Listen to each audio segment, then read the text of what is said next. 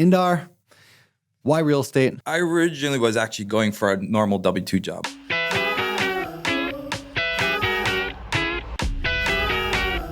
Why flipping? I didn't want to be a real estate agent because, no offense to them, but they're making 3%. I want to be the guy making the 97%. So I was like trying to figure out how to buy real estate, and flipping was the easiest way to buy. It's hard to juggle life as you're taking this transition to something new. Yeah. And you're so stuck in your habits of your everyday life. Yeah. It's hard to jump over to something new. This is the Better Life Podcast with Brandon Turner and Cameron Cathcart. So Cam, welcome to this week's episode with Indar. This is a good show. It's a blast. Indar's one of my favorite people. Yeah, it's fun to do episodes when we know the person, and so we kind of know a little of their story. But then, I learned so much today about Indar. Like his advice on hiring property managers was so incredibly helpful. We talked about going from flips to rentals.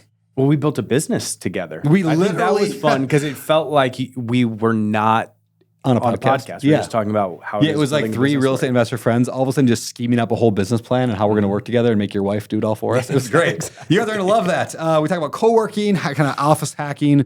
Talk about when Indar almost killed you. Yes.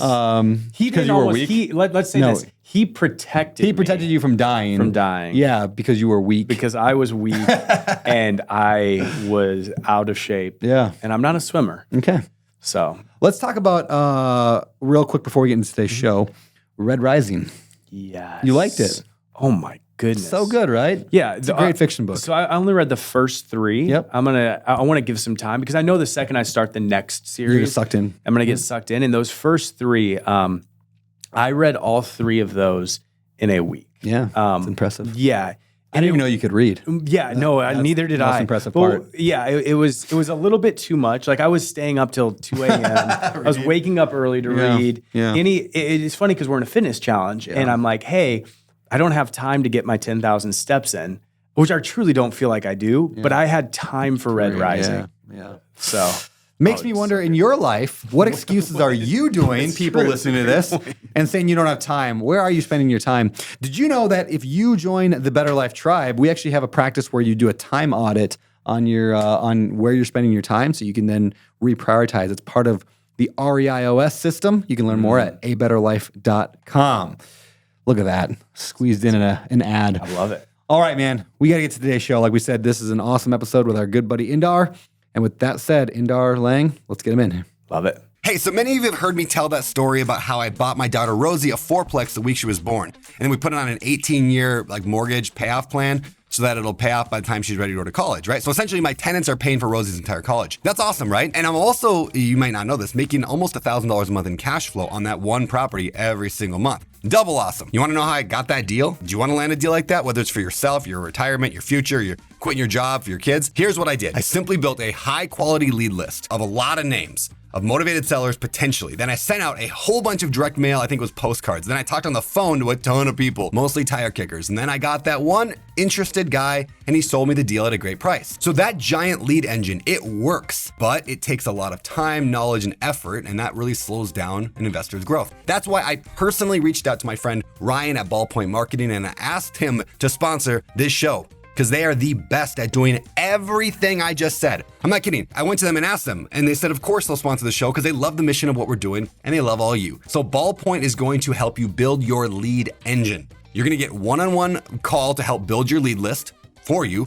Their robots are going to actually handwrite letters or postcards for you, which is super cool, with a real pen. They'll even answer the phone calls. They'll screen for the best leads and they'll help you manage all of that inside your own lead tracking CRM. So they're gonna do the 80% while you can focus on the 20 and land way more deals consistently. And because you're awesome and you listen to this show, I got you a discount up to 15% off when you tell them that you heard it on this show, or just use code Brandon when checking out. I love Ballpoint Marketing and officially recommend them inside the Better Life Tribe, inside the First Deal program, and inside the 50. So check them out at ballpointmarketing.com/betterlife.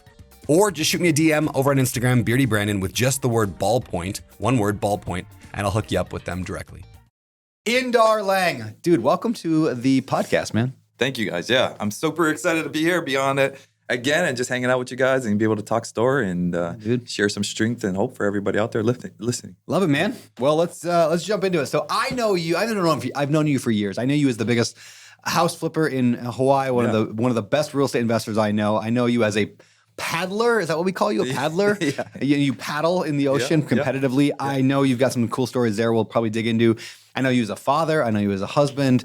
I know you as a just genuinely good dude. Yeah. But before you were all that, when you weren't a good dude, before all that, tell us who was Indar.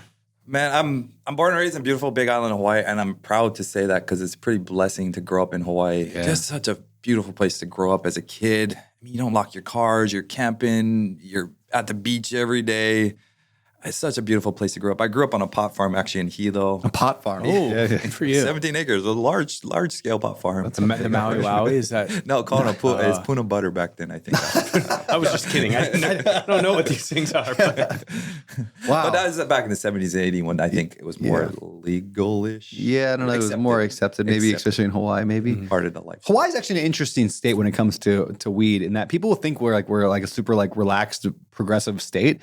It's not legal here. They don't have pot shops. It's not like not even I mean, maybe it's legal medical, but they don't have medical pot shops. There's like there's nothing. few medical ones. Are there a few ones on Oahu? There's nothing on Maui. Like it's a very and I always wonder why that is. It's just because you would think it would be. You would think Hawaii would be like the mecca for like. But I don't feel like they press charges. I mean, you just walk down the beach and you smell it. Yeah, that's true. Yeah, it's here. The tourists maybe care about it. Maybe people don't care. Maybe there's just not enough cops to enforce it. That's true. Strict. I mean, they can enforce it. I've gotten pulled over 4 times for not wearing my seatbelt. So there's enough cops here for sure. Yeah, they really don't like the seatbelt thing. Exactly. And, talking on the cell phone. And talking on the cell phone. Yeah. But the pot thing they let go. Double whammy for talking on my cell phone and not wearing a seatbelt the other day. So. Wow. Ouch. How much was that ticket?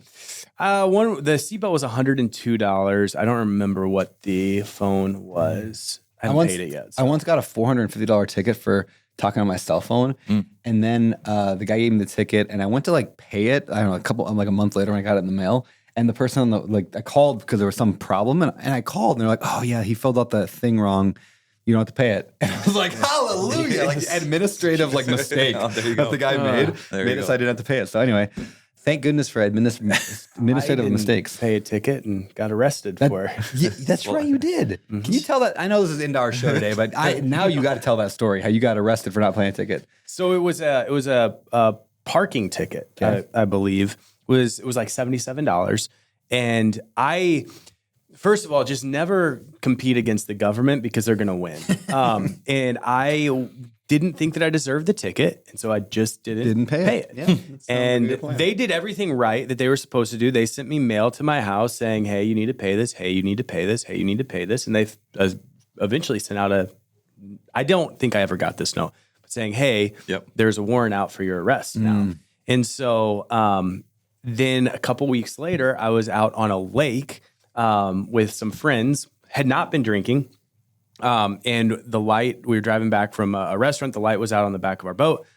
We got pulled over by a water patrol person. Water cop. They pulled me over. And they seen the warrant. They took and we were 3 hours away from home. They took my ID and were running it, and they called me over onto their boat. And they called into St. Charles County, which is where the warrant was out, and they said, "Do you want us to arrest him?" St. Charles County said yes. And so literally they handcuffed me on a boat on Lake of the Ozarks, and my friends are all dying laughing, taking pictures. They think it's the funniest thing ever. It's kind of funny. Yeah, so they put me in a floaty, like this little orange floaty, and they had me wear that the entire time through booking and everything. So there's a mugshot out there that I got as much as I could deleted of me in an orange floaty. You gotta find that thing. It is terrible. I want to find that. Yeah, it is. All right. So, but good story, man. Yeah, that's great. $77 bond. That How long were you in jail for? I was in jail. So that was something that I learned. I never want to go back. Yeah. I was there for probably 4 hours. And it was just like checking in and getting fingerprints and mugshot and everything. And they never took me back into like general population. I just sat on a bench handcuffed the entire time in my orange floaty. So what was funny is when my wife and all my friends came to bail me out, they called in and were like, "Hey, we're here to bail Cameron out." And the clerk, whatever, started busting up laughing and was like, "Is he the one in the floaty?" I think those cops were just having fun with it. Oh, Yeah, dude. with you, Yeah, I'm sure they No, were. they I would were do that all the they time. were so angry.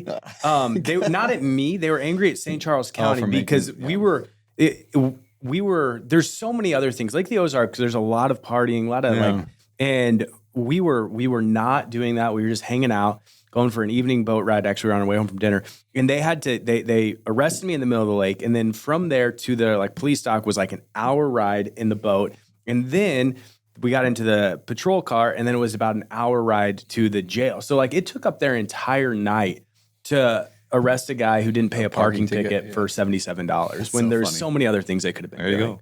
But I should have paid the ticket. I will say that. I should have paid the ticket. I learned a lot. Indar, can you top that story? Let's. All right, Indar Indar, almost killed me, so So you grew up on a pot farm. How long did you stay on the Big Island before going over to Oahu? Yeah, so I grew up, born and raised in Big Island. We sold the pot farm at 5 years old, moved to Kona. My parents totally just got rid of that whole lifestyle. They had 2 little kids at the time. We're like, oh, probably shouldn't be doing that. And so, yeah, we moved over to Kona, had a normal upbringing. My mom, both entrepreneurs. Mom's a massage therapist, acupuncture. Like, she's a healer, very much a healer. My mom's very spiritual. I grew up, no Western drugs, all Chinese herbs. Grew up very hippie, I guess you can say, and I loved it. I loved growing up that way.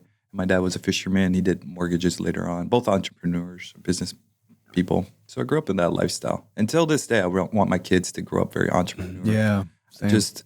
I don't want them, even if they work for a big, huge company making great money, I'd still rather them struggle and have their own business and grow. how old are your kids? 6 and 3. 6 and 3. How do you encourage entrepreneurship for a young kid like 6 and 3? Oh man, I'm already pressing it into them. I mean, he's coming to the office, teaching him about the value of not saving your money, making your money work for you, the flow of money, the more you put your money away. So we have 2 piggy banks, one piggy bank for saving to buy toys, another piggy bank for putting it to work. He built a Lego. He's 6 years old. He loves Legos. He built a Lego house, and it cost me $80 for a Lego. I bought it from him for $160, and then he bought 2 more Legos, and then he sold it to me. That's awesome. So just playing around with those concepts. I love that idea. Yeah. And he's really curious about money and how it works. My wife has to tell him, don't talk about that stuff. But I'm like, I want to talk about it. I think that's so important is because my parents didn't talk about money. It was taboo to talk about money in our household, how much money anybody made, what things cost. Like you just didn't ask that and you didn't talk about that. And I grew up pretty financially illiterate. I mean, it was a great childhood, but financially illiterate. In school, they don't teach you some of the basics. Yeah. Actually, one of our retreats we did, my vivid vision was to get the co-working space as we got open, and then I want to do classes for kids and teach them how to read a balance sheet, how to do a profit and loss, how to open a company. Yeah. It's so easy for us to open a company nowadays, but most people don't realize that. Yeah, I can see. I want to talk about the co-working spot later because I was going to open a co-working spot too. We're going to do it still. We're going to do it. Yeah, it's going to be awesome, man. So I want to hear kind of what you've done there, what's worked, what hasn't. Before we get into that, though, and before we get into your real estate, let's get to today's show sponsor. And one thing we do differently on this show than a lot of shows is we donate 100% of the ad revenue directly towards a charity of the guest choosing. So, Indar, where are we sending the money from this week's show? Something here in Hawaii, something locally. I know you're doing a lot with the Maui The fires. Mackay, Mackay Foundation. Yeah, Mackay Foundation. I'm open to anything locally. All right. Yeah. Cool, man. Something with the ocean. Ooh, something with the Our paddling ocean. club, because I want you to get into paddling. You and Murdoch, I always tell you Is guys. the Paddling Club a nonprofit? Can we send it to Yeah, the there's paddling? some nonprofits, I believe so, yeah. Okay, we're going to look into that. I know there's also that really good nonprofit on Oahu that does the surf lessons for like developmentally disabled and physically disabled Yes. people. I've Yeah, what's that thing called? Like, they're super cool though. for veterans. Yeah, they got that one too. Yeah, there's some really I cool went stuff. out, Wounded Warriors. Yeah, cool, man. All right, well, we will find the perfect charity in that world for you. And that said, let's roll this week's ad. So I look at my phone and I see this text. You need to call me. Your house is on fire. I sat there and I stared at it for a minute, just looking at the screen going like, is that a joke? I mean, the guy who sent it to me, well, he was a tenant that I was trying to evict for months. He hadn't paid rent in forever, trashed the house, and was like just pretty darn unstable. Now, of course, I call him and it goes to voicemail. Great. A few minutes later, I get a call from unknown number. It's the fire department. Yep, my first ever rental property was burning down.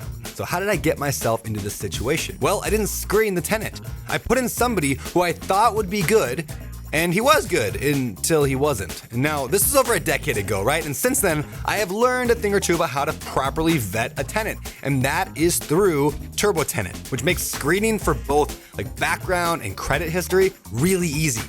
But it gets even better. So Turbo Tenant also helps you market your rental properties to dozens of the largest sites out there, including like apartments.com and Redfin. So you can create a custom lease as well that covers all your rental laws. I mean, you can even use Turbo Tenant for like your automatic rent payments. And all of that for less than the cost of your Netflix subscription. Yeah, I know, crazy. So save time, save money, and save your sanity by using Turbo Tenant. And because you're just so darn cute, you can use the code Brandon10 to get 10% off. So check it out, turbotenant.com. Indar, why real estate? How'd you get bit by the bug? I mean, I originally was actually going for a normal W-2 job. I got an electrical engineering degree. I got a business degree. I was going down that W-2 wealth path that way. But I learned early on with electrical engineering, it's a great job and great degree, but it tops off at maybe $300,000 a year, which is great. Don't get me wrong. Yeah. But I started paddling. I was at this club, Outrigger Canoe Club, where you guys both been. I was around these millionaires, and they were all successful, and they all either had real estate in their portfolio or they did real estate to get there. But real estate was like the commonality of it all. So I knew real estate had to be in my life somehow, some way. Yeah. I knew nothing about real estate, literally didn't even know what escrow, closing statements, it was a foreign language to me when I started, really foreign language. And I just started dabbling. The first thing I can recommend anyone out there who wants to get started in this business, so many people ask, how do you get started? Man, just spend a Saturday, go down to any local credit union, small bank that you have, and just talk to a loan officer, and they'll tell you what you need. I went down on a Saturday. I didn't necessarily get a loan, but he planned out my next 4 to 6 months. Yeah. I was 25 years old. Okay, you need some W-2 pay stubs. Okay, I bring those in. Okay, you got to file this much on your taxes for the following year. Okay, we game planned it all out.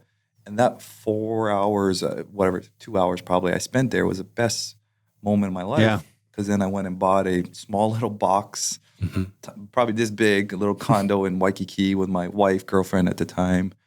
And you just learn so much when you buy a house, like the process of closing and all that. Did you live in the house? Was that a condo for you? We guys to lived live in it. We sold it 2 years and paid the no capital gains after 2 years. We made $100,000, and that $100,000 bought it for $240, sold for $340.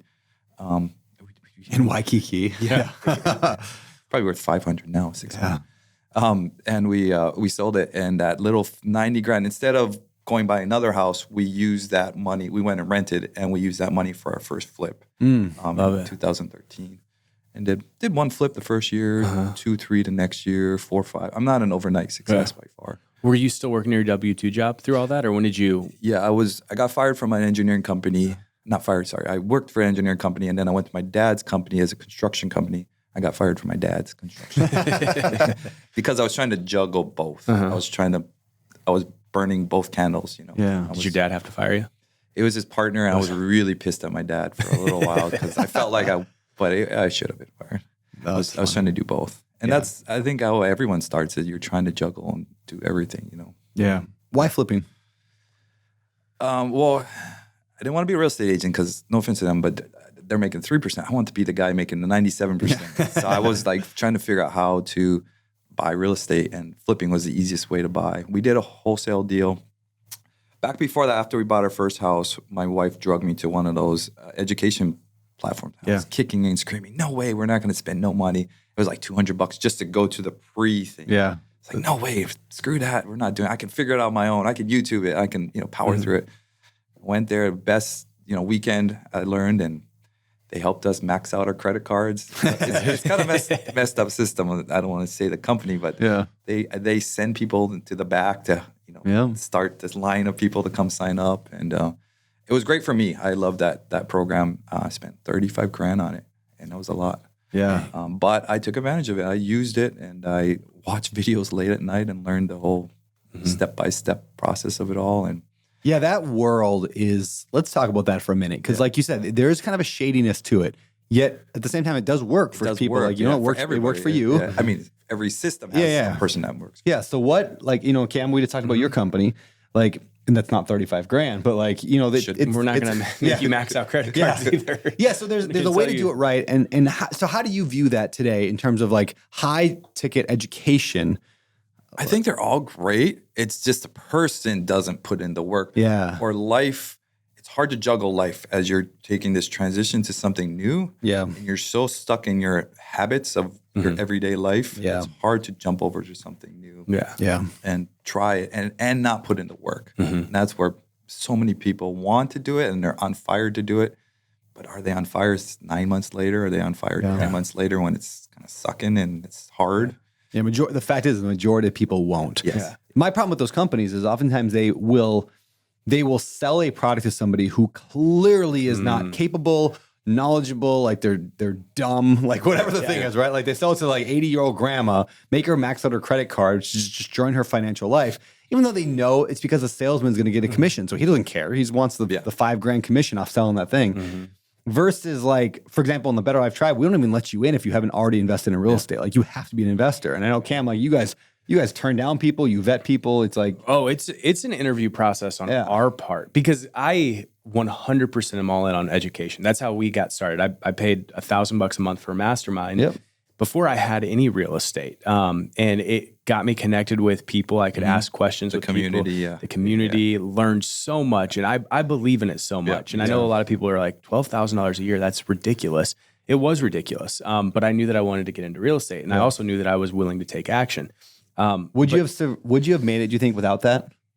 Or would it take you longer? It would have taken me longer, no doubt about it. So you can cut shortcuts. Yeah, it was kind of a microwave for me. Like it made it happen way quicker and had the right people in my corner that I could ask questions and you know, learn a ton from. The things that I would say, like when you're looking at that, because even, you know, I think Megan, one of our friends here, she did something very similar to you, and you guys are both crushing in real estate off of those really high ticket courses that want you to max out credit cards. Things that I would say is, one, don't do it if you're not willing to put in the work, because then you're just throwing away your money. Yeah. And then two, vet the person. The person, you know, there's a lot of people out there that haven't necessarily done it. They just have become really good teachers. I have a buddy who flips one house a year just for the credibility. He's in Florida. And he's like 50 grand sign up for his program. Yeah. And he uses one flip a year to. Yeah. You want to make sure they're actually doing it, which is why, you know, I say this on ads all the time, but the reason I kind of endorse Cam and Deal Flow Real Estate is because I'm like, Cam, you're actually doing it. I watch you sit on the phone, like negotiating deals while like in between podcast recordings. I'm like, all right, Cam's actually doing it. It's a lot of work having students. It's a ton of work. Small little course student. It's so much ton of work taken away from you. And my buddy Jay, he's like, dude, what are you doing now? You should focus on flipping and bigger high ticket items. So I'm always pulled each side of like, are you going to spend time on that side or this side? Yeah, there can be really good money. I mean, I know some real estate influencers that are making $50 million a year off their coaching and stuff. There's some ridiculous money in it. So I get it, but those are also generally the ones that are selling to grandma, even though grandma shouldn't be in it. Yeah, there was one that I knew of that was their whole thing was like getting the people that had zero money and there's a reason that a lot of people don't have any money. It's because they don't have the work ethic. And obviously there's life situations that come into play where you can be drained of money. But for a lot of people, the reason that you don't have money is because you haven't went and put in the work. And so then they're pitching them a dream about how real estate, you can do that. And it's like, if they aren't willing to, you know, save up $10,000. That one I'm in, it's a huge community and there's a ton of people not doing something. But I do see the benefit of some of those people just being a part of that community. They're slowly learning and growing, and the community itself sometimes helps people in general. Yeah, for sure. You become like who you hang out with. Yes, so exactly. You can, I think people are looking for that. You got to pay to get into a room sometimes. And to be, you got to pay for. It sounds silly, but you got to pay for friends. I've paid so much for friends. I mean, you I'm only here is I literally paid for your friendship. In fact, both of you guys have been to the Maui Real Estate Mastermind. It's just to be around the people and have those high level conversations. And I think even with the beginner person, they're looking to just be around a little bit of a higher person. Yeah. Well, and the thing is, and I know this isn't a talking about education podcast, but there's so much like one of my favorite things to think about every time I'm paying for a course or a program or even a meeting, is not everything will be gold, but there will be a golden nugget that you take from that that will change your life and change your business. And so like the first Maui Mastermind, one of the things that was such a golden nugget. Real Estate Mastermind. Oh, yeah. Sorry. Another Maui Mastermind. The Maui Real Estate Mastermind. Maui Real Estate, which is now the master class. Yeah, the master class. Rich Fecky did this 10-year future you, where you're like, you close your eyes. And when he was doing it, I was like, this is so corny. This is stupid. Like I felt foo-foo-y. But I did it. And like, I saw myself in 10 years. And then I looked at myself that day and I was like, I'm not doing the things that I need to be doing today to be the person that I want to be in 10 years. And so I have to rework my life. And now it's something I do every single morning as I envision myself in 10 years. And like that I would have paid, I think it was $5,000 or $7,000. I would have paid that times 10 probably for that one little moment. But you know what's interesting is we are all big fans of education. We have coaches. We pay for so much extra that may not benefit us here, but it's going to benefit overall. I wonder if the average person doesn't see that benefit. I 100% agree. They don't see the benefit. I think what people are often looking for, and I've said this before on the show, but I'll say it again, is people are always looking like, what's my immediate, like if I pay $20,000, will I flip a house? Will I make $20,000 right away from that thing? And the way I look at education and paid education or paid networking, whatever you want to call it, conferences, is I think in averages, right? So if I go to 10 conferences that are all real estate investing conferences, I might not get a return on every single one. I go to one conference, I'm like, well, I met some cool people, but nothing really changed my life. But on the 8th one out of those 10, if I meet a business partner who we end up doing $1 million of real estate together, on average, I just made $100,000 per event. And so when you start thinking in averages, all of a sudden everything becomes worth it. Every book is worth reading. Every event is worth going to, because on average, they will all make you a tremendous amount of money. Yeah. Even like if it's outside, so like when I was a pastor, I paid $2,500 to go to this conference where you learned, it was just all about public speaking and communication. And in my head, I was like, hey, I wanted to be a lead pastor or teaching pastor, and it was going to help me grow in that aspect. I ended up, leaving ministry. I'm not leaving the church, but just leaving ministry. I still definitely am involved, but that has helped me so much in a completely different industry that I never at the time. Both are very great speakers, and you both are very great pastored speakers as well. I wonder how benefit. It takes me a lot of energy. My wife was just telling me that's driving here. I'm a very much introvert, quiet person, and everyone on social media says, "Oh, you're so bubbly and outgoing." You are. My wife's friend, who's a psychiatrist, she's like, it must take Indar a lot of energy and extra work, and he's drained at the end of the day to do all that because it's not my natural tendency. Oh, I'll be ready to go after a day like today with a bunch of podcasts people. I'm like, this is a blast. So I'm a very much quiet, shy person. It takes me more energy to be bubbly and outgoing. Let's go, guys. Red Bull. Well, let's go back to your flipping a little bit, your business, how you built your business. But I want to get into the rental side of things as well, because I know you shifted largely into that. But what worked for flipping for you and what didn't work? Like, where'd you struggle and where'd you just succeed? Well, flipping first off was no one was scaling in Hawaii. No one was doing it big. There was no one for me to look up. There was mainland people that say you can do it. Obviously, coaches were from the mainland at the time. And I found that little opportunity. Again, we talked about this the other day. When somebody says, no, you can't do it, is when I find opportunity a lot of times. And I just took it on as somebody's going to figure out how to scale this business and somebody's going to figure out how to grow it. And it's going to be me. And my second flip ever, I still always tell this story. I love it. I was debating about doing this flip, like held up with metal poles and like falling through the floor, termite driven, like house should be torn down. And I had some friends and family, no, you shouldn't do it. It's too risky. But I had a millionaire mentor, guy high net worth, knew his stuff. He's like, dude, somebody's going to figure out and do this deal and make $100,000, or somebody else is going to do it. Still to this day, I always think that if I pay you $100,000 to figure this out, will you figure out? I'm like, for $100,000, I'll figure this out. And that's always been my mentality. Like, somebody's going to figure it out. And somebody's going to do it. It's either you or somebody else. And that was always my push to do a little bit more. I took some really hard flips on early on, jacking houses up with like big support beams. We have a huge termite problem here in Hawaii, of course. So rotten houses are galore. And we were changing out 14 support beams with car jacks, and no one wanted to touch this house. I did it, and it was hard. and we sold and make money. But after that, every other project was like, And once you do a hard one, it makes like, oh, I got that. Like you get this feeling of.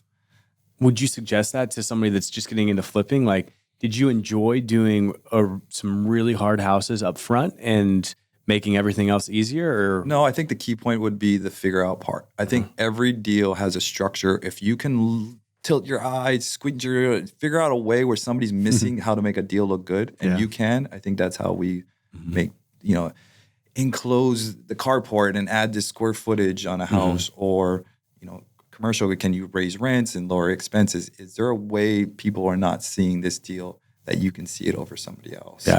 Or why is it and no one else buying this deal? What am I missing? So you're always trying to analyze a deal always and see what you can figure out that somebody else can't figure out sometimes. That's a great point, man. Yeah. How many flips have you done total now in Hawaii? I think we're up to about 130 fix and flips. We do about 15 to 30 a year, but I do some high volume dollar ones. We have about 30 million going on right now in fix and flips. Wow. And I kind of figured out my cap. I think 4 or 5 years ago, I was like, I'm kind of good here. Like, do I want to scale? Do I want to do like 90 a year? Like, I seen Brian Panetta and all these guys doing like 100 a year. And I actually talked to Leica about this. Leica, our friend. Leica's great. And she's like, dude, you only have to do like 10 houses a year to make what he has to do on like 100 houses. Yeah, I think that's one thing people don't understand about what you're doing is like it's like compared to Cam. It's like Cam does 100 a year, different. including wholesales, but your profit margins are way smaller than what Indar's are. No, there was somebody that commented, on a post that I made talking about it, and they were like, I can do that in 15 deals, or whatever. And that's great. I wish that I could. In St. Louis, you just can't do that. Yeah. So to make a good chunk of money, you have to do it. If you want to scale, if you want to scale, you can scale by the number of units you do, like number of deals you do, or you can do the profit per deal. One big deal. And it doesn't really, like there's pros and cons to each. Yeah, I don't think it matters. We're Class B. People like the average house that we're doing is $300,000 on the exit whenever we sell it. And we're buying around $100,000 to $150,000, and you're buying around $1 million and selling for $2 million. So completely different, and but you're crushing it. And when we talked, we talked a couple months back. And just hearing about like the amount of capital that you have to raise for that. It's huge. Well, the gap funds I have to raise is a lot just for what you guys purchased one house for. Yeah. And then that was early on. Everyone said the houses are too expensive. You can't scale that. And I just took it on. Well, I'm going to figure it out and raise capital. So let's talk about that, the money thing. How did you fund deals in the beginning, and how do you fund deals today? That's funny. This is back when hard money was just coming out. Yeah. Hard money, it was kind of switching from loan sharks. Everyone knew what loan sharks were. And hard money just came out. And I was getting deals, funding from hard money at 14% and like 2 points. 4 points I remember hearing at the time. But that was the norm. That was what it was. And the hard money lenders wouldn't lend to you unless you had a deal under their belt. So my first deal, I had to bring somebody in who had a deal under his belt. We made a fake JV agreement that we done some other stuff just to satisfy the lenders. And the lenders would only lend to you unless you had experience. Yeah. Because it was a very tight community. Now it's a dime a dozen, and hard money lenders are calling you left and right. Yeah, there's a lot more lenders out there back today. then there was a few.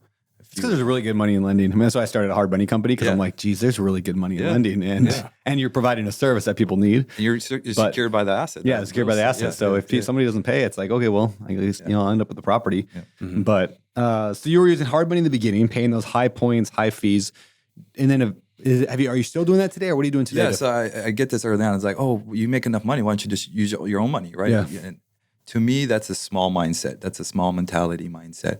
You got to think Walmart. If you can use more money to do more, and make a little bit less, why don't you do more? Yep. And now that's a huge part of our business today. We are very risk averse, so we are spreading. We're not all in on one flip. Like this flip's going to make it or break it, and we're screwed. And I was sharing before that somebody lost and they're screwed on that one flip.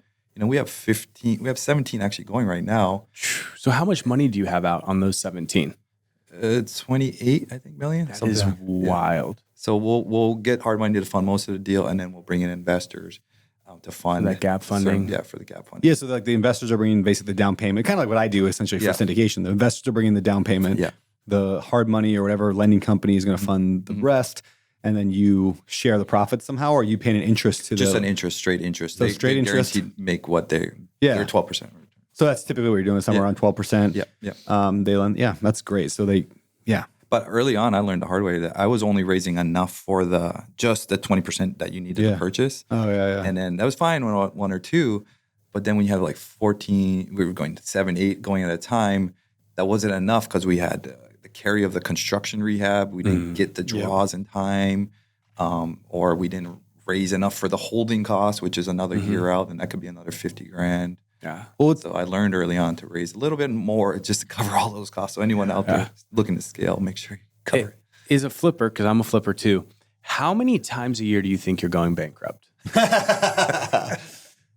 Yeah, there's make me feel good. There's a few times a year I'm like super stressed. No, I'm kidding. Like When when I was just learning, cash poor. when I was learning that cash poor, we didn't raise enough for a deal, and then you have to go back and possibly re-raise, or you raise more in the next deal. It depends, and so you're always trying to play this little cat and mouse game. To have enough. You remember when we asked Justin Waller about that, and he told that story about how like a guy was like, "Hey, if you don't go, if you're not afraid of going bankrupt a couple times a year, you're not doing it right." Yeah, so something like that. So we must be doing it. Yeah, we must be doing it right. But like the idea being that if you're playing too safe, if everything's too fine, like you're not. Yeah, you're not really playing then. Like I'm not saying be stupid, but we play a big game. Like real estate investing is a big game that requires risk, and high risk, high reward. High risk, high reward, and that's what we're playing. So there's ways to reduce that risk, and there's things that you can do, and you learn over time. You get better at it. But yeah, one thing I like about your model there, where you're raising it basically in like a debt or a debt fund. Are you doing one-off deals, or is it more like a fund model where you're just one-off deals? So somebody lends on that.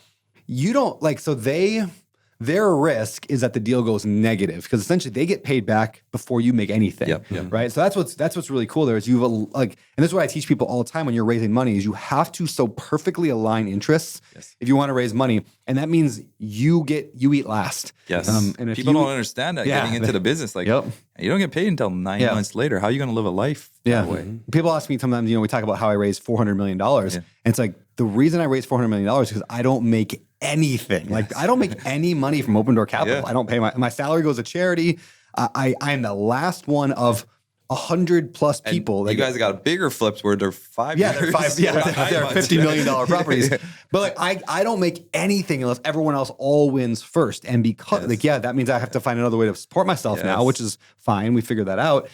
But now people trust me. And the same way they trust you because you've aligned interest. And when we align interest, now you can go raise capital. Way too many newbies out there trying to take way too much up front. I just want to split everything 50-50. I'm like, well, maybe.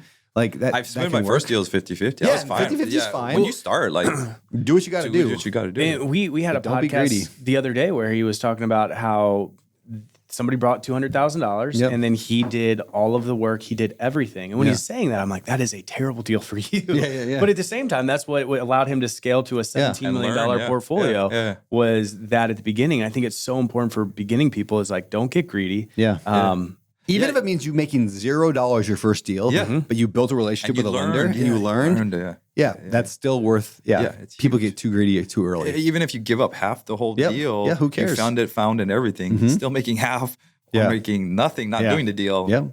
I would take half. Yeah, exactly. Who cares? Like if you can give away half and then do twice as many deals, well, now you're the same. If you can do half, take half, and then do 10 times as many deals, you're still 5 times better off. So with Open Door Capital, I give away 70 to 80%. Sometimes up to 90% of a deal goes to my investors. That's fine because I'm doing $1 billion. Like it all works out. So just think that way when you're trying to get into real estate. People is like, it's okay to take a much smaller piece of a pie for reduced risk and for ease of capital. And make everyone a win-win. Everyone a win-win. Every deal you're trying to do.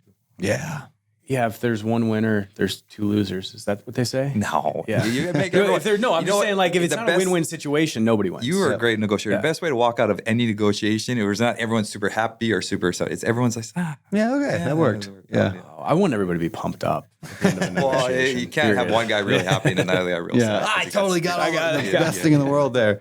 But you're saying earlier how flipping and you're kind of carrying this, you're not really making money. And that's what actually led me into rentals. Yeah, so talk about that. How'd you get under that? What was your first kind of approach to rentals? I struggled with this early on. It was like, dude, I'm flipping, I'm making $100,000 a year.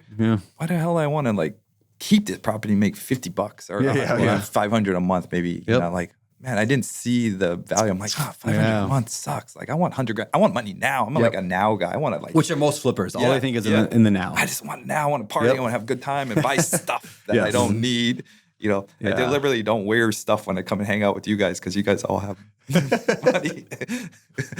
But you don't need all that stuff where you realize later on. That's funny. And that you need the rentals. You need the rentals. And rentals have been a game changer for me. We're burning everything from multifamily, commercials, and it just helps you sustain a life. It helps you sustain your business. You know, my rentals can pay for my employees. My rentals can pay for my staff. My overhead, I got a pretty big team.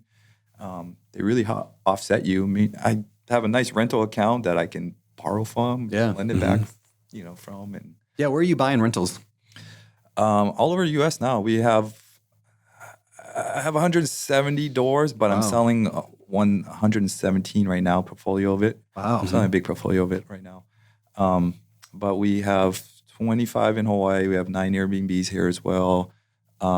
Wisconsin, we have a shopping center, which is pretty cool. Oh, that's cool. I want to change the name and put my last name on it. Yeah. It's kind of later. How's the shopping center going? It's been a tough one. They messed up story in this. We should just talk about this story. So, dude, I bought this auction. I actually bought the deal sitting on the boat with you. Yeah, I remember you up on the out in the water on the little Molokini. Yeah. I literally won the deal on the auction, like Molokini. Killer, great deal. It's worth $8.2 million. We bought it at 5.5, and the seller made fake leases. You guys, no way. He had it was 9 units total. 4 of the units he had real people, real businesses, nationwide companies. He really went elaborate. He had people come in when I was there, and they put on a show that they're the people renting it. We had a stop post sign. Like, these are legit people, legit leases. They accidentally text back, I think he bought it. Like the show, you know. To you. To me, yeah. Come to find out, this guy uses those same people. He does this across the U.S. and puts these fake tenants in there.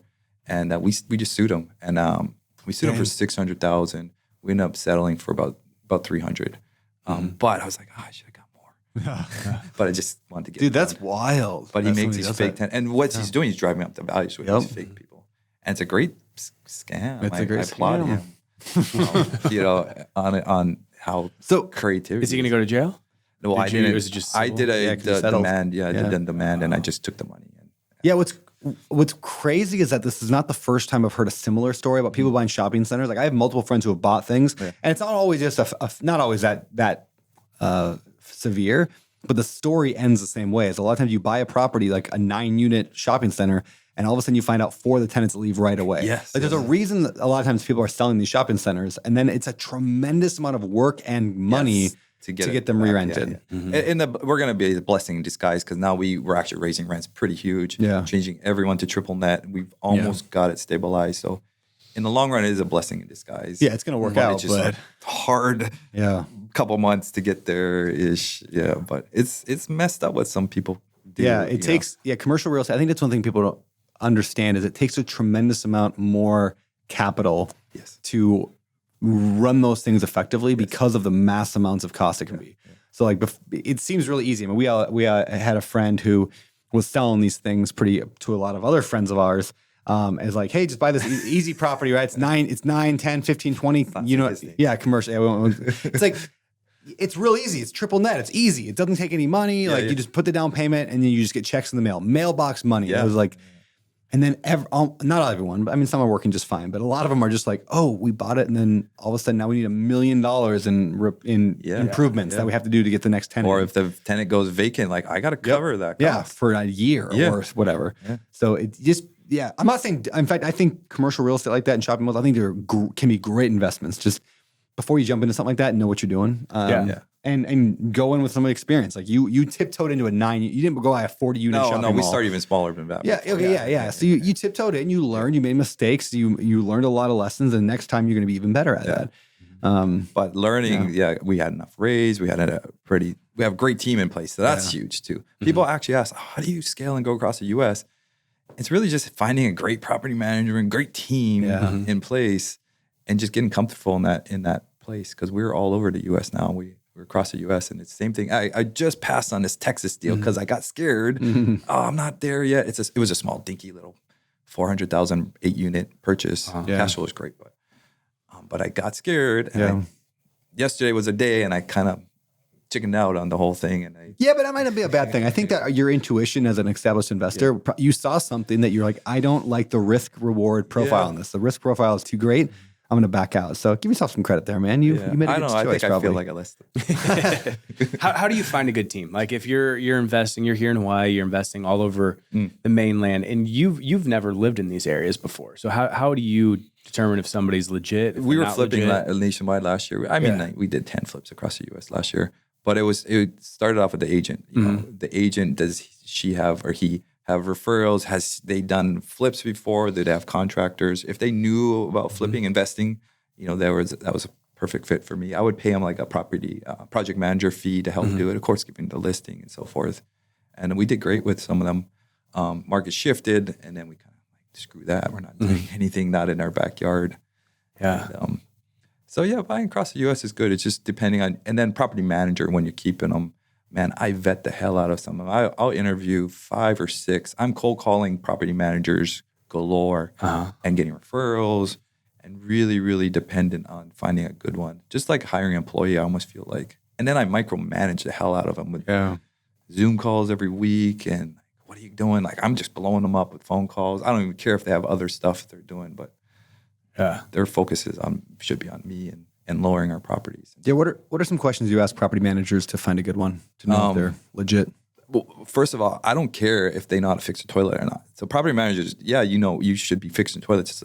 My whole conversation is about increasing rents and decreasing expenses. And that's all my conversation. And that's what I am focusing on them is, how can you do that? How can you do it both ways? How can you increase rents and how can you increase expenses? So that's my whole conversation is, are they running like a business? And you know what is messed up in the property management world is that property managers get paid off of gross rent. They get a percentage of that. They don't make more money by cutting expenses. They don't make more money. Maybe it make by increasing income. And so the incentive for property managers is just misaligned, right? Like you're not aligned. And so you have to, it's rare to find a property manager who cares about managing expenses. Because it doesn't affect their bottom line. So why would they want to put in the extra effort? A lot of them get paid a ton of money too, especially when there's a tenant turnover or something like that. So they don't care about having low vacancy. They're incentivized the opposite way. Because they'll get their first month's rent. Usually first month's rent, which is chunk of money. $1,500. And I wonder if there isn't a model for somebody to build, and maybe they've already done it, but a model around profit sharing for property management versus. It's interesting because I'm actually talking to a property manager in Milwaukee. I just bought 12 units in Milwaukee with the seller financing structure. Oh, nice. And I've been talking to him about this model. I want to do more in Milwaukee. Like, can we 50-50? Can we buy more? And you property manage, you rent, fix it up as well. And we burn them out and so forth.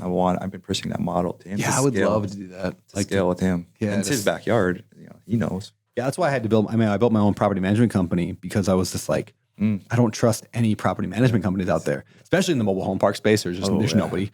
And so like we are. We grew up, I think the same is we do a lot of work ourselves and we love doing the work. You're a construction guy. A lot of people don't know that about Brandon. Brandon knows how to swing a hammer and do was a construction guy. A little while. You never really talk about it, but if you ever see his bench at his house that he built, it's pretty nice. The back fell off it. I haven't had time to fix it yet, but just like the headrest is gone on my swing. But I'm gonna build a second one. I'm actually, I have a little one. Now I'm gonna build a big like bed size one that goes overlooking the ocean. Yes. Yeah, that's coming once I have a free day or two. Free day. Yeah, never gonna happen, but I'm gonna make it happen. So, yeah, dude. How are you finding these properties around the country? Like, what's kind of been your approach? Partnerships or I think Cameron talks about this huge a lot. Finding deals is just, it's a big marketing strategy. It's a big funnel. Yeah. You're just constantly got this big funnel of you're talking to people, you're talking to friends, family. I mean, we're doing a deal with Emily, and I met her a year and a half ago. Yeah. And it's just building this at network. the Maui Real Estate Mastermind. I need to get commission off all these partnerships people have done. And you're just constantly talking and meeting agents and brokers. Yeah. And they're just slowly trickling and sending you stuff. Yep. The conversations are always, how can I add value to them? How can I help them? I'm constantly talking about, I'm not small. I want to do lots with you. Let's not focus on little. How much can we scale together? and then things just trickle in this big funnel. Yeah. And that's all it really trickles down to. And so much so you have to get picky, and choosy. I got that Texas deal. I'm like, somebody send it to me. I got a good price, but you have to kind of get picky. And can you do more? Can you do less? Yeah. It's the big funnel, and they start trickling down. But even on flips and everything we do, even on flips, same thing. We got this big funnel. We're trickling down leads, and we finally get them. From rentals, big multifamily. You get this big funnel. And Are you doing direct mail or anything very specific like that? Or? I shut that all off. Okay. Yeah. Last year last year, 2022, when our market shut down. Yeah, we were doing $30,000 a month on PPC. Was killing it for us. PPC. Yeah. We were talking about it a lot back then. Yeah. For those who don't know what PPC is, can you explain that? And what works Google AdWords, pay-per-clips, pay-per-click, and then of course Facebook at the time. And has it stopped working for you? No, we're getting leads nationwide, but this is so much with the team. Were you doing it nationwide, not just? Yeah, we were trying to do it. Gotcha. We started first Hawaii, and we weren't getting any leads. And my ads guy, he was like, "What are some other states you're in that have rentals?" So we started turning on just 4 other states. We had some criteria, of course, and we started getting leads there. I'm like, "Oh, shoot, let's try and wholesale that." I think we wholesaled like a little bit. Yeah. And then that market shifted, and it was just too much work for me. Yeah. Wholesaling and running the team and following up on the calls, and we had Podio, and oh man, it was just so much to. I mean, I just love flipping. And I was like, I shut that whole wholesaling down. People think wholesaling is easy, but it's a lot. It's a massive system that you have to build out and we're not great at, like my company, we're not great at direct to seller marketing yet. We do okay, but where I think there's so much confusion around this, because I think a lot of people think that to find good deals, you have to be direct to seller. So you have to do some sort of mailer, you have to do some sort of, PPC, SEO, all that good stuff. And you do not at all. We have built our entire business off of relationships, off of networking with wholesalers. You guys got wholesalers that you can just buy your freight from. Yeah. Wholesalers, real estate agents, property management companies. I got a list of the whole, all the realtors in our state. There's 16,000 realtors in the state of Hawaii. Phone numbers, everything. I just cold call those guys. Yeah. They're going to do all the wholesaling, cold calling, and marketing. They can spend their money, and I'll just call them and send me deals. It costs me nothing. Yeah, and you're getting pocket listings, things that are withheld that they don't want to take to the market. I struggle with that personally, because I'm like, I could scale more if I turned on the whole marketing and built that all back up, or just stay where I'm at now and be fine. And I kind of am at that point. I'm fine. What does lifestyle look like for you today? Like, how much are you working? What do you do when you're not working? Yeah, I'm guilty of doing too much. Now we just built our co-working space. So I want to talk about that too, but that's a whole business in itself I wasn't ready for. Yeah. I know real estate. I can do real estate. I can figure out other deals in real estate, the avenues, I should say. But co-working is a business, and we got a whole different structure to build this thing out. And it's been exciting, and I'm really excited to get there. And our performance is going to look great. But we have to fill up the space. Is the hardest part now. That's the hardest part, yeah. Which is ultimately, so we talked about building one here in Maui, right? We had some designs kind of loosely drawn up. Yeah. We had the lot we were going to build it on. Everything was good, and we were moving, and I had a couple partners. Things were moving. And then 2 things happened. One, I realized interest rates were going up, and they were going up quickly around the time we were looking at it. And I was like, well, shoot, this is getting less and less profitable by the day. Yeah. And 2, the bigger reason why I shut things down for now, or paused all my plans for that, was I realized the partner that I was bringing a construction partner who was going to take half to build it, which is great. I love the dude. It was going to be amazing. And he was going to take care of 100% of the build. And I was like, that's something I'm not good at. He can handle it.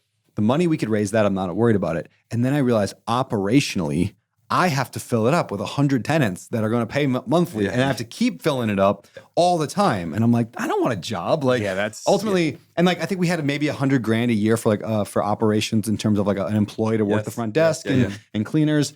I was like, oh no, I need another 2 or 3 people just to run the business. And you throw that into the pro forma, and all of a sudden it didn't make as much sense anymore. So we have a consultant that's really diving into all. I'm just literally copying what he's done. Yeah. And it's actually been great having a consultant, because he's telling me all the nuances and who to hire. And the front desk girl, she's not hired as an admin. She's hired as a sales girl. That blew my mind. She's there to sell. Smart, she's not there to just check people in. Yeah, so tell us a little about the co-working center. What is it? How big is it? Why'd you build it? It's really a burr, actually. We bought it on a whim. We were looking, me and my partner Jay, we were looking for an office just to rent in Oahu, a bigger office. We were scaling up. And we we went and the agent she was a realtor, and she's like, oh, I got this listing over here. They wanted 1.2 million for it. It was during COVID. They fell out of escrow twice. It was a bank, and then it was a massage parlor. Actually. Oh wow! Yeah. So they just wanted to get rid of it. Did you keep it as a massage pot? Do you have a little massage table in there? Still a room in the back. Yeah, okay. No, but we ended up just throwing a stupid lowball offer, like we do on all deals. Yeah. And they took it. We got it for $600,000. No way, really? Wow. Oh my God, what the hell we're gonna do? We got to figure this. Now we got to figure it out. And rehab budget was supposed to be 300 to 400 was a rehab budget with furniture, and we killed that. We're up to 750. Wow. Luckily, market done good for us. We're about to praise at the agents say we should be at 2.2 to 2.5. Yeah. So over $2 million. Equity, yeah. It's over $2 million. Yeah. So now we're trying to refinance right now, actually, and trying to take out everybody's money and all the investors' money. A little hard because we haven't got all the rents in. Yep. So we're structuring it down. I'm a renter of the place too. I'm a renter. Yep. And I pay rent, so I'm using my rents to cover it all. So how many people will it house? Different models. So 18 offices. Those 18 offices break us even. 25 grand a month is our carry. So those 18s should break us even. And then all the other little things, we have mailboxes and scan your mail. We have these hot desks where you can use for a day. You can use, actually a guy just came in today. He's from Microsoft. He's just using one of the desks for a day or a month. Or there's so much different ways where you can I don't say mark it up, but you can make money from the place. Yeah. Charging for printing, charging for events. We've already done 2 events, making $2,000 event. Super easy. I mean, I've been there before, and it would be an incredible spot to host a mastermind. You've got that like open area, and then I think especially one here in Maui, maybe not Oahu, but I think there is a niche where you can market it to hotels. And even though a lot of hotels have like business centers and whatnot, there's people that are traveling. Yeah, they do. These ugly little tiny rooms. Yeah, and a lot of people aren't staying at hotels; they're staying at Airbnbs or condos with their 4 kids, and are like, "I need to get away and work." And so it's a completely different marketing strategy, I think, than somewhere like in Nashville or something like that, where you're reaching like young professionals. The demand here, we have a consultant, I was saying earlier, and we paid him to do market research. They're all fully booked. They're all fully maxed out. Yeah. All of them. And so it's just, we got to now market it and get it there. We actually I think we just built the web page yesterday. Last night I was working on it also. Yeah. Hawaii coworking. That makes me want to go back but I want to do it. I want to do it over here. I think I can do the same thing. You know who can run operations? Yeah, Indar could. We can hire out. Yeah. We can hire out, pay the $100,000 a year. No, I'm just trying to work my way into this deal. And I was going to offer up my wife's. Yeah, Lexi would be awesome, dude. Lexi would run it. Once you get a front desk girl, that person's running the whole thing, really. It's just that little bit of first month of getting it going. Yeah, we were looking at the plans we had. I mean, we were going maybe even too big. I mean, now I think about it, maybe we were just too big, but the land itself was over $1 million. And so and we were looking at, I think, $3 million to build. So we were going to be at $4 million total, figure a buffer of another $1 million. We're at $5 million. And I'm like, okay. So then we basically backed into, we'd have 50, I think it was 50 or 75 offices. And so the question is, can we get 50 people on Maui, real estate agents, mortgage people, that breaks us even. And then we have the standing desk, again, all the other stuff. Yep. It's all bonus and profit at that point. But at the time I was like, I don't want to go I'd have to go raise $5 million, which is doable, on a thing I've never done before, on a bet. Can I get 50 people on Maui to pay $1,500 a month or $2,000 a month or whatever the number is? Yeah. With deal flow, better life. I know my own companies would have it. Then we went and rented this office, and now we have this nice. Now all of a sudden I don't need it as much. That's what I was trying to do. Is trying to house hack it. Yeah, that's what you're doing. You're trying to house hacking. Yeah, you're office hacking. You could get 25 people without even trying. I know. I probably could, and then it would be a sick vibe. It was also like, what's the opportunity cost? Well, it's a community too that you build. The community huge. I'm excited about. You get to 100% choose the people you want around you. For marketing lawyer, there's a guy, he's a notary. I'm like, yes, I need you. Dude, I know. And we I gotta redig into this a little bit. I'll come in. Yeah, we'll talk more. We'll get it going. I don't know, but do that kind of big one. But yeah, it's got to burr out too. That's the other thing. It's got to burr out. It's got to burr out. Now, I get 5-10 year burr, man. You can do it. It could be. I mean, it's a big thing, but in a year and a half. But the thing, if you get it to where I think the pro forma shows, the thing prints money. I mean, it would be a better return for our investors than anything Open Door Capital currently does. Pro forma easy with yeah. but it's also not my thing. And so I wanted to make sure I have enough income right now. I've sold some properties and sold some other stuff that I have enough that I can actually put in a substantial chunk myself. Yeah. Now I feel better about doing it. But on a risk where like I was going to put in almost no money, I felt weird. But now today, we'll talk, Indar. Yeah. Maybe we'll build something. Can I be a part of this, guys? I feel like we're going to do it right here live on the show. We're going to build right up operating agreement right club now. where they can use both. Yeah, they can use both. We talked about that. I love that idea. And I would copy the same. Like we spend money on nice stuff. Like, I'm a flipper. I want to do cheap, but my partner Jay, like, dude, you got to spend money. I agree. You want to make it nice. We have like those desks that go up. Yeah, this really nice artwork. Like all the other guys, they don't do all that kind of stuff. We're like artwork everywhere. And I agree. Go high. You want to make it a place that people are excited to go to work and to bring their friends. I even had talks with the big local coffee shop here that we're going to possibly put in a thing there, which they're still open to it. We struggle barbershop with the coffee thing. Because if you do the coffee, it's great, but it takes away from some space. Yep, that's true. So you're like fighting with that. Correct. But it does bring. But the place that I was mimicking, there's a place in Coeur d'Alene, Idaho, called the Innovation Den. Everyone calls it the Den. And there's maybe 100 or so small individual offices in there. There's an amazing coffee shop, huge fireplace, and then seating for probably 50 people and like maybe even 100 people. And it's kind of sectioned off where there's a huge area that's like caged off where the offices are you have to pay to go to. But everyone can go to the coffee shop and work around there and hang out. So it is the vibe in Coeur d'Alene. And I love that. And so I was looking at this, like when we were building, I was like, I want the same thing. I want a coffee shop. Everyone goes there. You work during the day. You hang out with people. It's where you do business meetings. Like, is it free to go to the coffee shop? Totally free to go to the coffee shop. Totally free to work there. But if you want an independent office, you got to pay the extra money. And so, and then one thing they do is the only thing I would make sure that per square footage of the coffee shop is covering what you could be correct. making. But I think the coffee shop is actually, for them even, and this is what, the coffee shop is marketing. That's all it is. It just gets people in there. So even like I would go there to work and it was drink coffee. I'd go to get lunch. They have little soft lunch things. And then you're like, this is cool. I would love to have an office at this place. So I could go work privately in my office behind those gates that I can't get through. They also have at that place. They have a speakeasy in the basement. There's 6 speakeasies. That's cool. So we had a whole plan for like a hidden door speakeasy. Same thing they do. You never have to leave. I would just live there. Yeah, you legit. And then I always just blow things up. I'm like, I'd put a pickleball, like an indoor pickleball and racquetball court attached to it, like right outside, but indoor. So a couple showers, a couple bathrooms, and now all of a sudden, if you're a member of the thing, you're paying your $2,000 a month. You get to go and work out and play, pickleball indoor, which there's no indoor pickleball. You make it a high membership fee so you can get exclusivity, higher quality people. Yeah. But you could have different subscription models where just to get in the door is $30 a month. Someone would pay for that. Yeah, and to get to the coffee shop. Just to get to the coffee shop. You could even do that, yeah. But I like the idea of just the coffee shop is the marketing. Yeah. And so like they donate their profits to charity. The coffee shop's a nonprofit at the one in Coeur d'Alene. And just proves the point that they're not out, they know that there's no money in coffee shop. The money is in getting hundreds of people a day to walk in that place and go like, So anyway, that's why I would partner with one of the local coffee shop companies. I don't want to run it. Like you do your coffee the way you do it, which everyone loves. Well, they would pay rent. And they would pay rent. I mean, here price per square foot is so expensive. I don't know if you can give up that much square footage. Anyway, well, hopefully this was helpful for people listening to this podcast. Like this is literally how like we kind of all just forgot the mics were here and we're just like working. This is how literally a conversation goes when you're working with smart people who do real estate and you're like, what could we do? What can we build? How can we do it? How do we figure it out together? Yep. I mean, Cam offers up Lexi.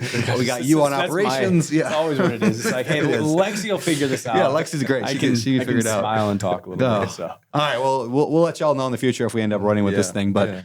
Dude, it's a thing. So, all right, we got to shift and move over to the next segment of the show. The next segment is called the 3-2-1 pivot.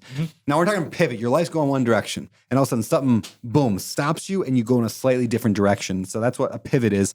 So, what are 3 books that have been pivot books in your life? 3 books that have changed the direction of your life. Oh man, there's so many. I'm just a big advocate of reading and education growing. I'm actually really big on podcasts right now. Yeah. I struggle with that secretly. Like, am I going to listen to a book on tape or am I going to do a podcast? I go back and forth. You know what I mean? I love the podcast because of storytelling. I love listening to, and then the books are great, but it's hard to get into books sometimes unless you're privately doing. I mean, I don't want to be cliche and say the rich dad, poor dad as a little kid. I want to actually back it up even before that, before real estate. I think How to Win Friends and Influence People by Dale Carnegie actually helped me getting into that self-help mentality of reading books. Yep. Because, we can talk about just reading books, and a lot of them are not beneficial. Of course. Yeah, that book's legit. Now I'm more into, like, if I'm going to read a book, I want it to benefit me. Yep. Like if I'm going to take that time away from doing something else, I want it to be beneficial and help me grow, learn doing something. You know, there's all your books are great, of course. Well, Brandon. thank you. I'll plug. Here's your $20. And the new book you're writing and coming out that no one's heard about yet. It's going to be amazing, man, whenever I get some time to write. I'm actually super excited for writing mode because then I get to tell. It's the best excuse in the world to not answer text messages or phone calls or have meetings. Because you just go, yeah, sorry, I'm in writing mode. No one knows what that means. But they just assume that as a writer, like, oh, Brandon's in writing mode. Like, he doesn't do anything. I'm chilling in the pool. Yeah, exactly. I'm just chilling in the pool. I'm like, you've been in writing mode for 4 years. Yeah, I know. It's a long book. Yeah. Okay, anyways. Rich Dad, Poor Dad, How to Influence People. Any others? What was the question again? Books that have changed your life or that helped guide your life. You said any of my books, which of course. Yeah. Just learning in general and keep learning and growing, and from books to podcasts. Yeah, what podcast do you love? I love the Better Life podcast. Thank you. Oh, That's what we want to do. Indar. Yes. My First Millionaire, those guys are great. They're funny. I love those guys. We study billionaires. Yep. And I've been telling you about this guy. You should get on my show. He's a beast. Barry Schwitzner. He owns Marriott. And, Dude, that'd be the guy. He owns he burned up Cosmopolitan. I follow these guys and I love listening to what these guys talk about. Yeah. You know, he's a huge hotel owner across the world actually. And I love hearing what these guys who are super private, he's a billionaire, of course, and like how they do it and how they think of life differently. So I love learning how they process things, love it. differently is always I'm trying to look for. That's amazing. Well, two people that you have met that have changed the direction of your life, two pivot people. I got to credit Brandon. Hey, thanks, man. And developing the Maui Mastermind group. Maui Real Estate. Maui Real Estate Masterminds. Maui Real Estate. Somebody might have the trademark on Maui Mastermind. I don't know. Whatever. But I see ads actually for the actual Maui Mastermind, like the trademarked one. It's not me. I see it all the time. I'm like, how many people have gone to that thinking it's because, over the years we've talked about the Maui Real Estate Mastermind. I wonder how many people have gone to that and be like, wait, this isn't Brandis. I'm sure it's a great group. I'm sure it's an awesome group. But Is it real estate related? There are real estate people in it that have started it. It was it's not real estate, it's business. It's not specific real estate. It's more business, I think, and personal development. But I've heard it's a great group. I should actually just join it and see I'm that guy. Yeah. Hey. But going to high level groups and hanging around high level people, I pay to go to some other groups too. Now I have I'm doing the Profit First for real estate investors right now. I pay for that coaching. Man, it's been great to transition over. Oh, very cool. That whole model. I have a fractional CFO, I guess. Is that with Dave Richter, I believe is his name? No, I have a different guy. I don't know. Or I think he's the one who wrote the book. Yes. Sorry, my coach is one of the Cool. guys. Yeah, Profit First is such a great concept. Especially for real estate guys. Except for real estate, we run this life of, we have tons of real estate and like cash poor, where's all my money going? And just developing that mentality to be smart with it, and having all these multiple bank accounts and so forth. It's really smart. A 60-day plan, a 30-day plan, what I need to spend and so forth. Cool. Was that two people? That was one. You only said Brandon. You got to give us one more. Yeah, who's another pivot person in your life? I have I don't want to say his name, but it's a millionaire mentor friend of mine, and he's always questioned my thinking and the normal everyday thinking. Early on, it's such an easy story now that I think about, but he said this story. The average person, they want to go buy a brand new car and they have 20 grand. They go buy put $20,000 and they buy the brand new car. It's a real estate thing. Oh, we're like, no, I'll take that 20 grand. I'll buy a rental property that's producing me $400 a month, and then I'm going to go lease that car, and now that property's going up in value. But that little thing like that, like so common to us, didn't register with me. I was still in the normal person thinking mode. He's always questioning, just pushing my thinking levels of how to structure deals, how to be creative financing on some deals.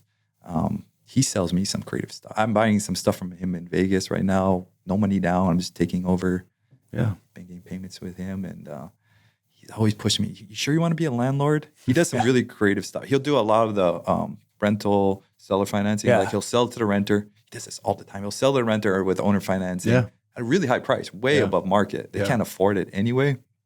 And they're taking care of it. They always make it all nice. And they always default. They don't never make the payments. He'll try and help them get the loan. They always default, and he takes the property back. And he's real creative in that sense. He's like, I don't want to be a landlord. And actually, the best part of that story is I didn't catch until later on is he doesn't need a property manager now to run it. He's essentially making them the property manager. And so he has a huge portfolio of stuff and essentially making the renters the property manager to help the party. Yeah, there's a strategy I played with, and I wrote a little bit about it in my book, the book on investing with No One Low Money Down. But the idea of like a lease option, but even more is like a lease option sandwich, is where you like rent a property from somebody, or you buy the property. Let's say you rent it. I rent a property from you, Indar, for $2,000 a month. That's what I'm going to pay you, and I have an option to buy it from you. That's what you're doing, I have an option to buy it from you for whatever, $500,000. Yeah. Then I go and lease it out to a tenant on a lease option, and the tenant then pays $3,000 a month with an option to buy it for $600,000. Yeah. So now I don't even own the property. I'm lease optioning it from you. I'm then lease option it to them. And if they buy it, I make $100,000 difference. Yeah. If they don't buy it, I'm making $1,000 a month in profit. Yeah, and it's going with value. Yeah, and they're taking care of all their own maintenance, repairs, everything, because it's their house. Yeah. In their, I'm literally doing that with him in Vegas right now. Yeah. It's a smart move. He's already got the renters in place, actually. Yeah. Anyway, it's a very no creative money strategy, down. and no money down. Yeah. Is he going to listen to this podcast? No. He's you would never hear. I very have, recluse guy. I have Some of these millionaires questions are like about that, or just if anybody's listening, concerns about that strategy, because I've been to some seminars and stuff where they talk about that. The cons are, okay, if renters go out, you got to be able to cover the cost of the property. Or well, I just feel like it preys on people that, like, legitimately, one of the guys talked about, like, I am purposely getting people into these houses that I think are going to default. Yeah. So they can't afford the property in the first. They can't. So is it not predatory at all? I hate that feeling. You're helping people. Wow. I think they have to be able to qualify for the rent. So you're not gouging them on rent. I mean, they have to qualify 3 times the rent or 4 times the rent, whatever the number is. Rent, but not the mortgage. Yeah. So they have to be able to qualify. And 2, I think it's predatory if they're like charging a $5,000 or $10,000 option fee and knowing that they're going to lose it. But all I'm trying to do is not have to deal with their toilet. That's the only goal. Yeah, so exactly. if I'm not like, hey, you're in charge of your own toilet repairs, up to, and what that book I read that talks about this, I can't remember who even wrote that book, but there's a book that talks about this concept. They said, like, hey, Indar, if I'm renting your property and I'm renting it out to Cam here, hey, Indar, I will cover any repair that's under $1,000. I'll take care of it. Cam, you're in charge of any repair that's under $1,000. So in other words, now again, if it's over 1,000, it means like, something big happened. Well, it's your property still, Indar, so you're going to pay for it. You're stuck. And you, as a tenant, just cover up the first $1,000, which $1,000 when you're doing your own work goes a long ways. Yeah. Because if you're not hiring a $80 an hour contractor. So now all I'm trying to, so I'm not charging you a huge fee. I know you're probably, Cameron, are probably not going to buy the property. Yeah. But worst case, you're out a month of rent. You're out a security deposit. Same as a renter anyway. So there's no difference between renting. So there are predatory ways to do lease options, and there are non-predatory ways to do it. And wouldn't be one of the predatory ways be a really large down payment up front? Yes, and I then agree. knowing that they're going to default on it. Because that was his entire model. And honestly, I hate the seminar disgusted because he was like, you charge them a huge down payment. Yeah. They're going to come in. He's like, if they, and you charge them a lot for the house, more than what it's probably worth because they can't get approved anywhere else. But that's why they also are coming to you. And then he's purposely trying to find people that are going to default. And so then he gets a house that they've probably taken care of, that they put a huge down payment on. They're paying more than what he could rent it out for. And then he gets the house back. And he's like, so I just recycle those houses over and over again. He's like, I know that they're usually going to last 3 to 5 years and then they're going to default. I'm going to get them out of there. It's going to be my house again. And I'm going to get their down payment. I don't know about charging. I think his model or what we're doing is just charge market rent. Charge market rent. I was just saying, in general, the lease option. Keep it normal deposit, normal deposit, normal market. Yeah, then that's not predatory. It's just a good lesson too. Is like there are shady ways to do any real estate strategy, and there are good ways to do any real estate strategy. So that's why you got to be careful when people are like, "Oh yeah, don't do wholesaling. That's shady." Oh, it is. Right? Believe me, I do. Because there are shady ways to do wholesaling. Some of the worst people in the world are wholesalers. But you wholesale, and you don't do it in a shady way. No. So just be careful about taking people's advice that says XYZ strategy is shady or bad or immoral. It's like, no, the way that this guru taught it is immoral. How do we do it the right way? Well, even with wholesaling, they're not showing how much ad spend. I know a guy, he's spending like $50,000 a month in ad spend, and he's flashing how much he's making. And and then it's like, hey, you're not even breaking even. I mean, there's a guru out there talking right now, which I experience this all the time in St. Louis, where everybody, his thing is lock it up wherever the homeowner wants to lock it up at, and throw in some contingencies, and then the day of closing, retrade or back out. And it puts so many people in such terrible situations because they've already put a security deposit on an apartment or a down payment on a house, or they're closing on a house the next day. They need the money from this sale to make work.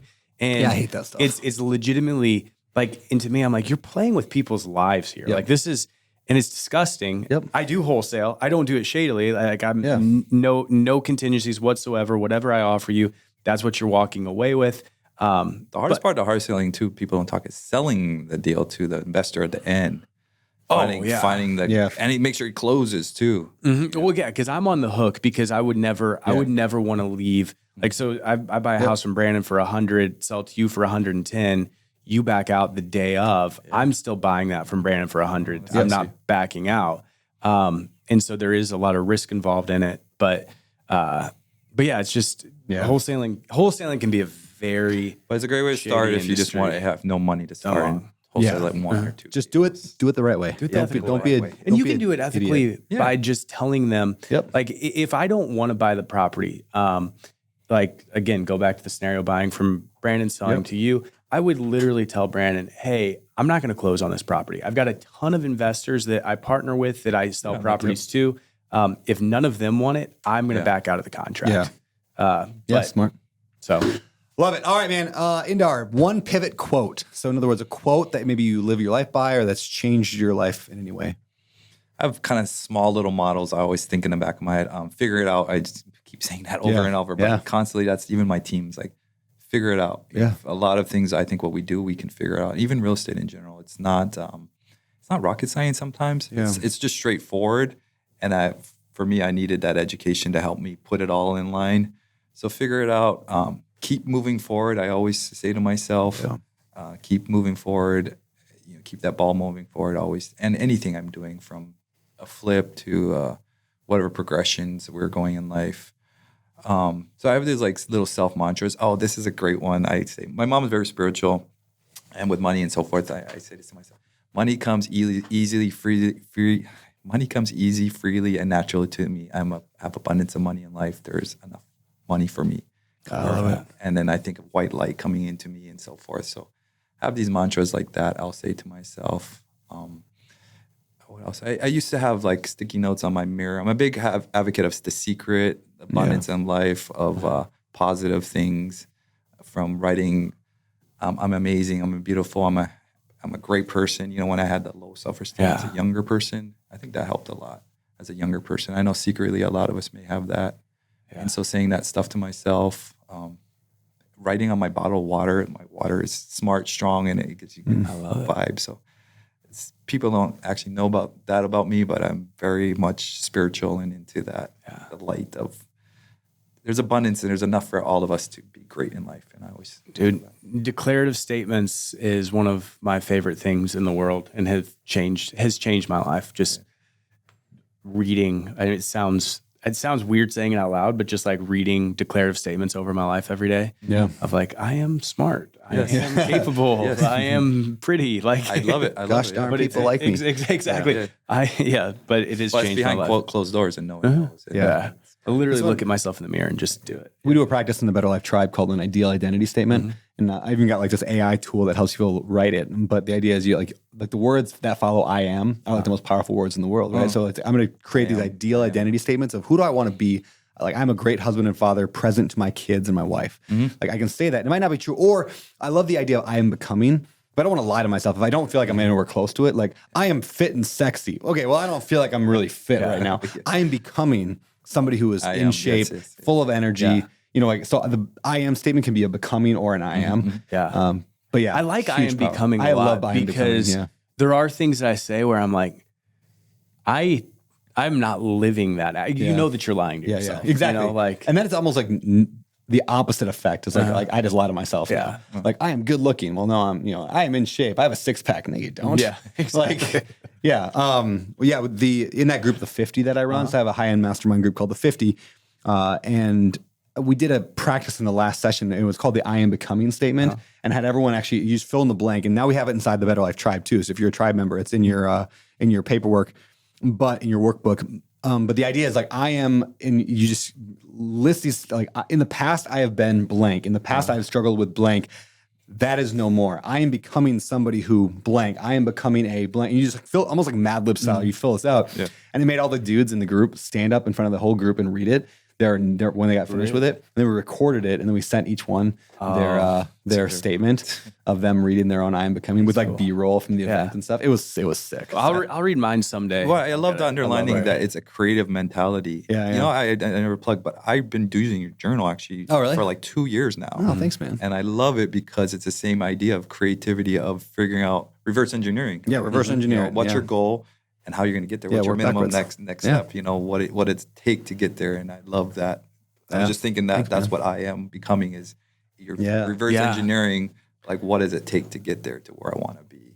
Yeah, I love that. It's great. So, second quick plug of show sponsor this week. The Better Life Tribe is actually the accountability mastermind I built based on what Indar just said, based on the research I did when writing the intention journal. The idea is you just reverse engineer your future life by backing into what are your goals this year, this quarter, and then what habits do I want to actually that will align me to that. So I want to go more date nights with my wife. I want to do this. I want to do this. Then you get an accountability pod. We call it like an extreme accountability pod of other people that weekly hold you to those things that you just said you wanted to do more of. And then we do real life meetups as well. So if you want to join the Better Life Tribe, we would love to have you. You can apply if you are an active real estate investor. In other words, you have to have done at least one deal. We don't let brand newbies in until you've done a deal. You have to prove yourself.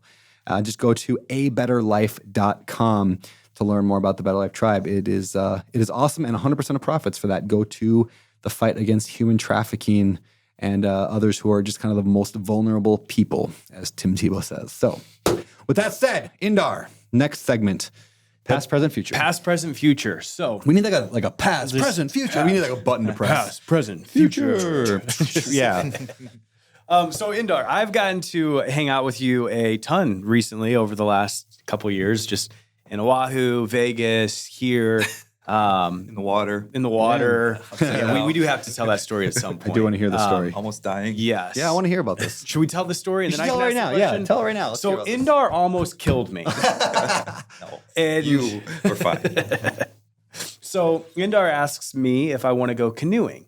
Surfing. Well, I didn't know that. Yeah. I didn't know that at the time, and I was actually at an event over there that he was hosting. It was an amazing event, and we show up, and the waves were huge that day. It's a big day. And I thought what I thought was I legitimately thought that we were canoeing when I agreed to it, and I thought that we were going to have to like work our way past the waves, and then we were just going to like canoe. And that was not the case at all. We got out there and we get flipped a couple times, and it's not that bad at this point. Like a couple times. Wait, you're telling a story. So yeah, you tell the story. You tell the story. I'm still traumatized from it. So first, back it up. So I've been paddling for 15 years now. I've paddled Molokai Channel 39 times, solo, 1-man, 6-man. I'd been in the water since a kid. I love everything about the ocean. So I'm very familiar with the water and canoe surfing and so forth. At Outrigger Canoe Club, we have these surfing canoes that are made just for canoe surfing. I've been out there hundreds of times going canoe surfing. And sometimes in a canoe, you flip.